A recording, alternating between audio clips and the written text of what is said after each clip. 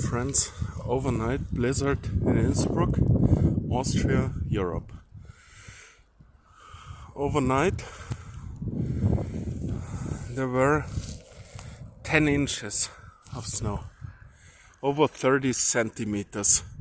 It is nearly impossible to go as a pedestrian. You can only walk on the street. The cars are driving very slow or hanging. Here is one guy with the bicycle. And yeah, I wanted to record this for my kids. When I'm grandfather, you can see this is really awesome.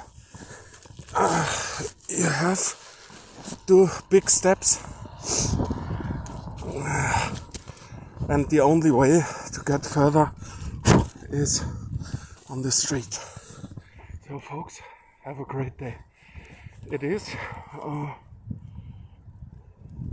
January 14th, 2021, Innsbruck, Austria.